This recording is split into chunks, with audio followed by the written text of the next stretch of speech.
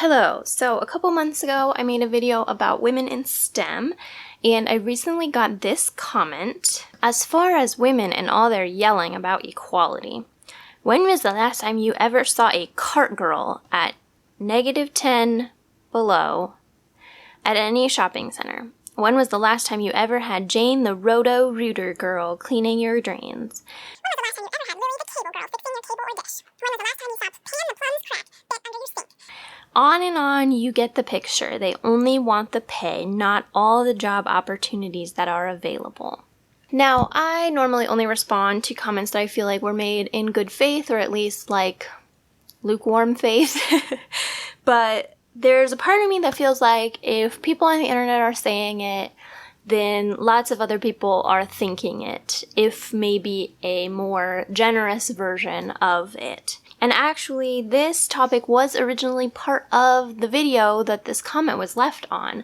The person that I was responding to in the video did talk about this as well, and I did briefly address it, but when I was editing the video, I just didn't feel like I had time to really say what I wanted to say, and I felt like it just was a bit of a bunny trail to what I was trying to say in that video, so I cut it out. But here we are, back at it again. So this is going to be a little bit more casual than some of my other video essays. I didn't do a whole bunch of research for this or anything, partially because I don't feel like this is a topic that really requires a lot of research. It's a lot more kind of social, cultural discussion, and also I am tired and I don't want to do it. So first of all, we need to address the elephant in the room, which is, where does this person shop? Because I see people getting carts all the time who are women.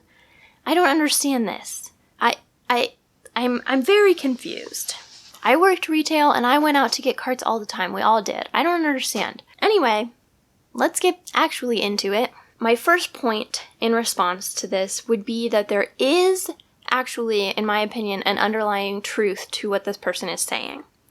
But I don't think it's the truth that they think it is. The truth is that we hate the working class, and that is the reason behind what they're saying. I don't specifically have data to back this up, but my vibe is that we started to associate blue-collar jobs with the working class and kind of started relegating them to some kind of lower social tier in like the 70s. We were kind of globalizing, we were starting to outsource production, and people started to aspire to white-collar jobs and look down on even well-paid blue-collar jobs. That has continued up until now. We look down on people who go to vocational or technical schools, and lots of really pretty comfortable trade jobs are desperate for people because no one wants to go into them. And that applies for men and women. No one is really aspiring to these jobs other than a very small subset of people. And I do think that that is a shame. Definitely, these jobs are occupied by a lot more men, and I think that it would be great if women occupied these jobs because they are, for the most part, pretty good jobs. I do think that there was a time when that wasn't necessarily true. Without really good labor laws, a lot of times blue-collar jobs can be a lot more dangerous. They can be a lot more physical and therefore a lot more hard on the body. However, I think that potentially we're at a place where labor laws might be, especially for like skilled trades, good enough that those could actually be better for you than some kind of office jobs. We're finding out a lot about the damage that being sedentary for your whole life can do on like your back, on your skeleton, and all of these different things. So we might question now whether that trade-off is worth it to be in a slightly more dangerous or difficult job over a white-collar job. However, it makes sense that potentially that could have been a factor back in the day that made people start to devalue these jobs. But in general, I do think it was just plain and simple classism. People didn't want to be associated with people who physically labored with their hands or their bodies or whatever. And again, I do think that that is a shame. We should value blue-collar workers very highly. We should value all workers very highly who are doing anything that remotely benefits society. However, my next point is that blue-collar work is now the service industry. Sure, there are still many trades and many blue-collar jobs available that are not the service industry, but in general, with globalization, we got rid of most manufacturing and production jobs, and those jobs turned into the service industry. And while a lot of, not all of, but a lot of blue-collar jobs used to pay a living wage, now the service industry generally does not. Obviously, with the pandemic and the current kind of worker shortage or whatever you want to call it, many service jobs are starting to pay at least nominally a living wage, but historically that has not been the case at all. Particularly in the US, we have a massively disproportionate amount of service workers here because we are obsessed with consumption. And so someone has to be staffing all of those stores. We have much longer hours here than in a lot of other countries. And so someone is staffing a lot of these stores, 18, 20, 24 hours a day.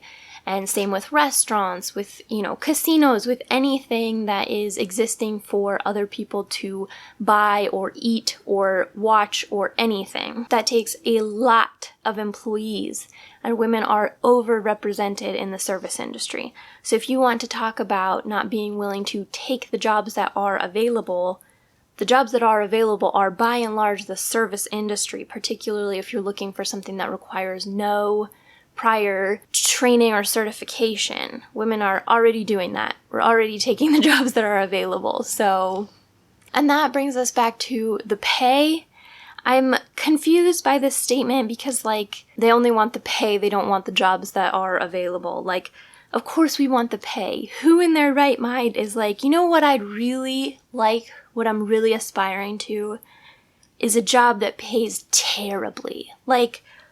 Of course we want to get paid more. That doesn't make any sense. There are tons of jobs available already for women and for everybody that pay badly. Now, what I think that they meant was that people are only looking at highly respected jobs that are kind of upper to upper middle class salaries, and I do get that, and that goes back to my first point. But again, we talked about this in the first video. We already know that women are underpaid no matter what industry they go into, and that any industry that women are well represented or overrepresented in is automatically an industry that gets paid less. So I don't want to hear anything about how women are just money hungry. That's not the point. The point is that we've been completely undervalued for ages now. And that brings us to a sub-point, which is that women do far more unpaid labor than men do at all ages, in all types of living situations, parents, not parents. Universally, globally, women do far more unpaid labor than men, statistically. This whole argument about women not wanting to do the work to be equal and to get equal pay is just ludicrous to start with, because women are already doing more work. Women in my age group are doing more than double the average hours per day on unpaid house and care work. For my age group, it is 8 hours. They are doing 8 hours of unpaid house and child care or elder care work. That's a full-time job with overtime. So just quickly, let's talk about what trades are like. Again, I do think that it would be wonderful if women could go into trades at a much higher rate, but unfortunately there is an issue of culture and environment, and you can't ignore that. Just like with STEM, you can't just pretend that these places are welcoming to women. As much as I would love for it just to be a thing where you just do it and don't worry about the consequences, most people don't have that luxury. Just even for myself, there is a trade related to what I do that I wish that I had known about and had gone into before I did my degree, because I have student loans that I would not have needed if I had gone into this related trade. But this is something that has very, very few women. One of the places that I was working when I found out about this was hiring their first woman for that job ever. and they had to figure out how she was going to use the bathroom and where she was going to have a locker because they had never done this before. So if you are going into a job environment like that, it could be great, it could be wonderful, and those people were great, but she doesn't know that up front. If you don't know what those people are like, signing up for a job, and even more so a career, where you have no idea, again, if you are even just going to be physically safe, let alone mentally or emotionally safe, why are we shaming women for not wanting to put themselves in that situation? That's just ludicrous. Another thing that this is just kind of a bunny trail, but working sort of trade adjacent now, something that I think cannot be overstated is the heritage of it all. So many people in trade, and this is true in STEM as well. I noticed this in engineering a lot. I would say like half or more of the guys that I went to school with had a dad who was an engineer. And I don't know any engineering students who were women who had a parent at all who was an engineer. And this is even more so in trade. Like, I have seen and talked to so many people who are on their second, third, fourth generation in the same trade. It's something that's handed down. It's something that they know about these job opportunities. They know how to be qualified for these job opportunities because it is something that's been passed down from generation to generation.